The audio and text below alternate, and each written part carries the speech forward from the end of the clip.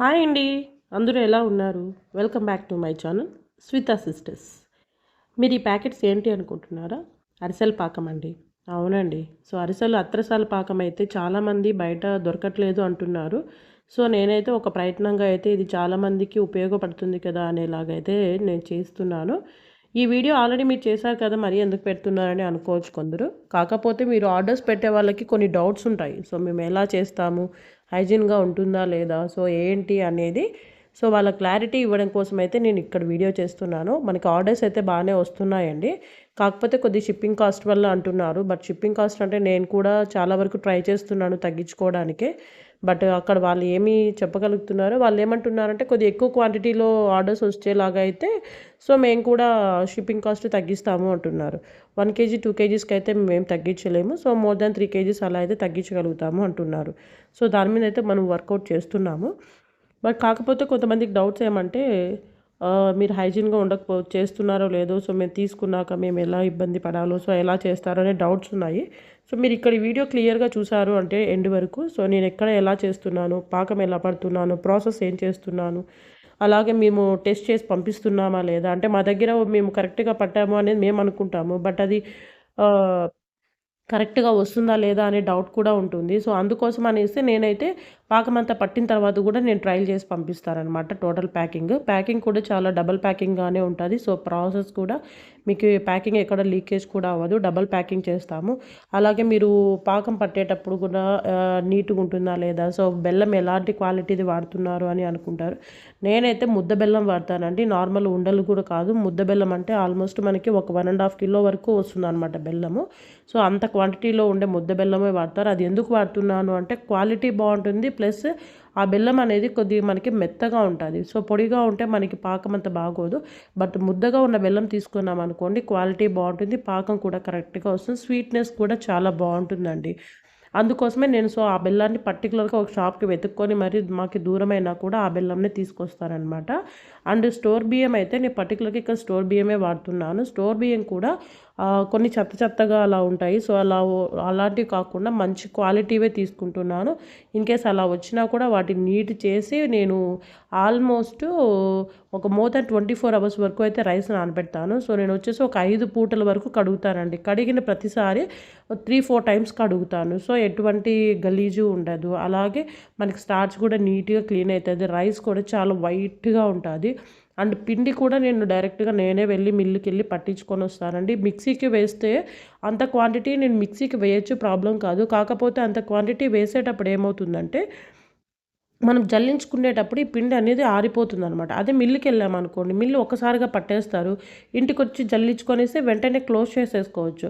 అదే మనం mixie పట్టుకోవాలనుకోండి, time taking plus నాకు కూడా కొద్దిగా రిస్క్, ప్లస్ నేను జల్లించుకుంటూ ఉండడం వల్ల నీ పైన పిండి అనేది ఆరుతూ వస్తుందని. సో ఆ ప్రాసెస్ అవాయిడ్ చేయాలి అనే దానికోసమే నేను మిల్లుకి వెళ్ళేసి పర్టికులర్గా మిల్లులోనే పట్టించుకొని వచ్చి మళ్ళీ జల్లించి దాన్ని కూడా ప్లేట్ పెట్టి మూత పెట్టేసి, మరి ఎందుకంటే పాకం పట్టేలోపు ఆరిపోతుంది కదా, సో అలా జరగకుండా ఉండడం కోసం అయితే అది జాగ్రత్త తీసుకుంటాను. అలాగే నేను వచ్చేసి ఇక్కడ బెల్లం వాడుతున్నాను. పైగా నువ్వులు కూడా నేను మంచి క్వాలిటీ అండి. అంటే ఆల్రెడీ ప్యాకింగ్ ఉంటాయి కదా, లూజ్ తీసుకుంటే డస్ట్ వచ్చేస్తుంది మనకి. అందుకోసం అనేసి నేను ప్యాకింగ్లో ఉన్నవి మంచి క్వాలిటీవి సూపర్ మార్కెట్స్లో తీసుకుంటాను. సో అక్కడ అలాంటివి ఆల్రెడీ నేను ఏం చేస్తానంటే వీటి ఆల్రెడీ వేయించినవి ప్యాకెట్స్ వస్తాయి. సో అలాంటి వాటిని తీసుకొనేసి నేను ఇందులోకి యాడ్ చేస్తాను. నెయ్యి కూడా చాలా మంచి పర్ఫెక్ట్ క్వాలిటీ అండి. అది ఆల్మోస్ట్ కేజీ 700 రూపీస్ ఉంటుంది నెయ్యి. సో ఆ నెయ్యి నేను వాడుతున్నాను. సో ఇంట్లో అంటే తక్కువ క్వాలిటీ కాబట్టి మనకి సరిపోదు క్వాంటిటీ నాకు. అందుకు నేను బయట బాక్స్ తెస్తానమాట. సో ఆ నెయ్యే వాడతాను. అండ్ స్మెల్ కూడా చాలా బాగుంటుంది ఆ నెయ్యి. అంటే నేను అత్రసాలు చాలామంది అడుగుతున్నారు, మీరు అత్రసాలు చేస్తారా అని. అత్రసాలు చేయనండి. అత్రసాలు చేయడానికి నాకు పిల్లలు ఉంటారు. సో నాకు టైం అడ్జస్ట్ అవ్వదని చెప్పి నేను చేయను. ఓన్లీ పాకం పట్టి పంపిస్తానమాట. ఇక్కడ ఈ ఆర్డర్ వచ్చేసి నాకు హైదరాబాద్ నుంచి వచ్చేసి 2 కేజీలు నువ్వుల పాకం పంపిమన్నారు. అదే నువ్వుల అత్రసాలు పాకము, 1 కేజీ వచ్చి కొబ్బరి అత్రసాలు చేయమన్నారు.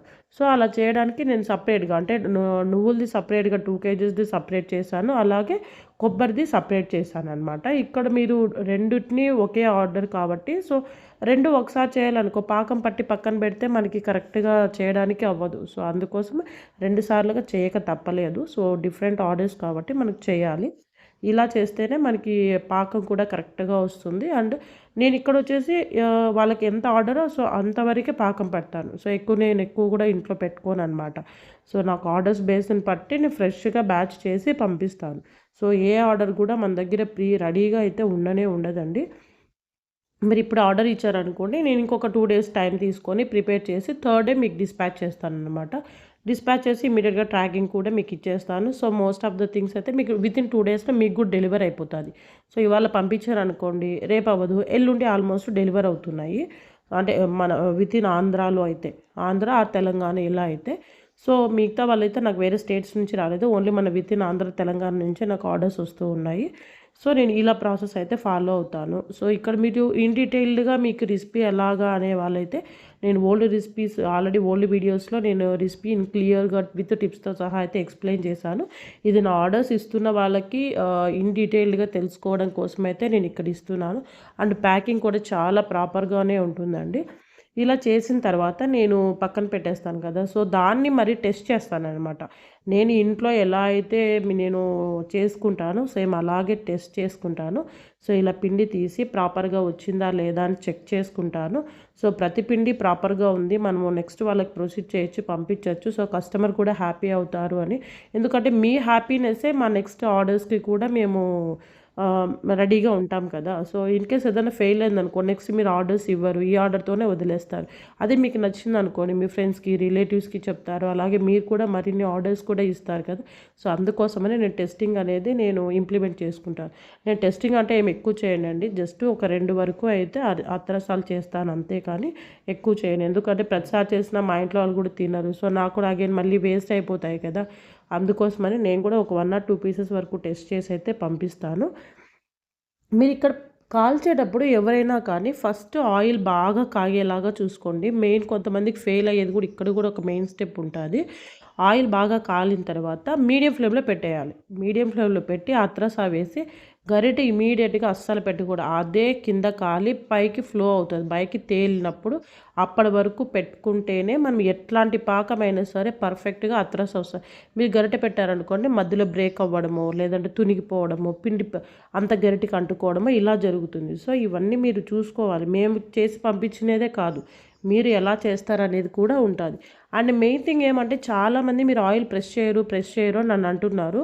మేమైతే ఆయిల్ ప్రెస్ చేయమండి. ఎందుకంటే మనము వేయించినప్పుడు లోపల పిండి ఎక్కడైనా పచ్చిదనం ఉందనుకోండి, ఆ ప్రెస్ చేయకోకుండా అలా పెట్టడం వల్ల ఏమంటే, ఆ మిగతా ఆయిల్ అంటే ఏదైతే ఆయిల్ ఎక్సెస్ అయితే నేను చేసిన రెసిపీస్‌లో నాకు ఎక్సెస్ అస్సలు లేదండి. ఒకవేళ ఉన్నా కూడా ఆ ఆయిల్ అనేది పచ్చిదనం అనేది బిగుసుకుంటుందన్నమాట. చల్లారేలోపు అవి బాగా టైట్ అయిపోతాయి. అదే మీరు ప్రెస్ చేసేసారనుకోండి గట్టిగా అయిపోతాయి. అంటే నిప్పట్టులాగా అయిపోతాయి. మీకు ఫ్లఫీగా లోపల బాగా మెత్తగా బాగా ఉండాలి అని ఆ క్రిస్పీనెస్ మీరు ఫ్లేవర్ ఎంజాయ్ చేయాలి అంటే ఆయిల్ మనము ఎక్సెస్‌గా ఉన్నది ప్రెస్ చేయకపోతేనే బెటర్ అండి. అలాగే మీరు ఆయిల్ ఉన్నది ఎలా పోతుంది అని అడిగితే నాకు ఇక్కడ వీడియోలో కాలుతా ఉన్నాయి చేతులు వేడిగానే చూపిస్తున్నాను అందుకోసమే. అదే మీరు చల్లారిన తర్వాత అనుకోండి అసలు పచ్చిదనం కూడా ఉండదు. టేస్ట్ కూడా బావుంటుంది. మీరు ఎక్సెస్ ఆయిల్ ఎలా తీసేయాలంటే, మీరు కింద ఏదైనా గిన్నె అంటే హోల్స్ ఉంటుంది కదా! సో, అలాంటి గిన్నె పెట్టి కింద పక్కకైతే ప్లేట్ పెట్టేసి ఇట్లా నిలబెట్టినట్లు పెట్టారనుకోండి, ఆయిల్ అంతా స్ట్రైట్‌గా ఉండేదంతా కారిపోతుంది. సో, రిమైనింగ్‌ది ఏమన్నా ఉండదనమాట. సో, ఆయిల్ కూడా మీకు చూసినట్లయితే చాలా తక్కువ క్వాంటిటీలోనే ఉంటాదండి. కాబట్టి మీరు ఇలా చేసుకుంటేనే టేస్ట్ కూడా బావుంటది. నిలువ కూడా చాలా ఎక్కువ రోజులు ఉంటాది. అందుకోసమే మేము ఇలానే ఫాలో అవుతాము. సో, ఈ వీడియో మీకు నచ్చినట్లయితేనా మీరు ఆర్డర్స్ ఇవ్వాలనుకున్న వాళ్ళైతేనా నేను నంబర్ అయితే ఇక్కడ డిస్క్రిప్షన్‌లో యాడ్ చేస్తాను. సో, మీరు అక్కడ వాట్సాప్ చేయొచ్చు. డైరెక్ట్‌గా మీకు కాంటాక్ట్ అయ్యి డీటెయిల్డ్‌గా మాట్లాడుకుందాం. Thank you for watching. Bye.